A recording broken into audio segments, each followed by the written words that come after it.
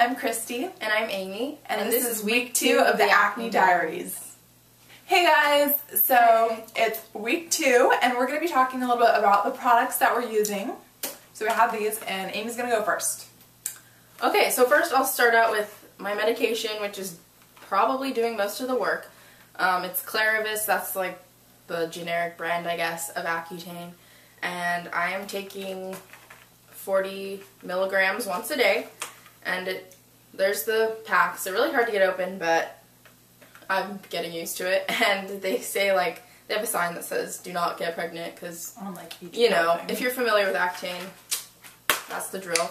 Then this is the face wash I'm using. It's really gentle. It's just the CVS brand of Cetaphil. And I'm trying to find a new way to remove my makeup because this does nothing. And the makeup wipes that I bought at Walmart, they were kind of like really irritating and rough. So if you have any recommendations, let me know. And then for moisturizer, I was using a different Cetaphil. It was from before I started Accutane, and it was for oil control, and that was not cutting it. So I bought this moisturizing cream, and at first it's pretty greasy, but I let it set in before I do my makeup and stuff. And I make sure that I also use SPF during the day. Okay, so I'm going to talk a little bit about my products, and I've been using this face wash forever, but when I went to the doctor, she just said to continue using it. So this is the Clean and Clear Advantage 3-in-1 Exfoliating Cleanser, and it has 5% benzoyl peroxide. Woo, there goes Amy's face wash. I would not recommend it for, like, combination skin. It depends. You have to, like, try it out a little bit because it might burn your face, but my face is pretty used to benzoyl peroxide, so this has helped keep my acne kind of under control, but it hasn't helped that much. I mean, yeah, I used to use that, and if I like left it on too long and was scrubbing, it would burn right here. Yeah, so especially like areas with no acne, you don't want to put them there. And then I got this from the doctors, and last week I told you I was going to be taking an oral medication, but for some reason, well, first of all, the first one I was going to take, our insurance didn't cover it, so that was like $400, and I wasn't going to do that. And then they were supposed to call my doctors and have them switch it out for a different, more inexpensive, or one that our insurance covered, but for some reason the fax that they sent or something didn't get through, so I went to the pharmacy and they didn't have anything for me, so I was just like, huh? So I have not taken any oral medication yet. I have just been using this Epiduo, which we'll talk about my progress and her progress in a little bit, but yeah, so this is actually Amy's leftover bottle, that's why it's so like empty. I'm just using the rest because she actually tried tried Epiduo for a little bit. So that's what I'm using right now. It's a topical medication. I'm washing my face with that and using Epiduo.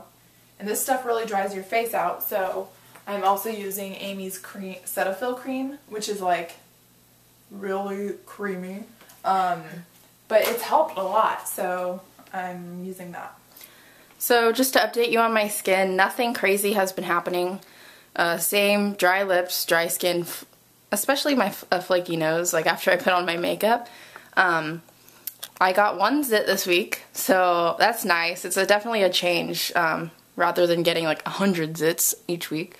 So that's just an update on my skin. And I have been needing to be careful about getting sunburned because like the bridge of my nose has been getting sunburned just from being out for very short periods of time, so I just need to be careful about that.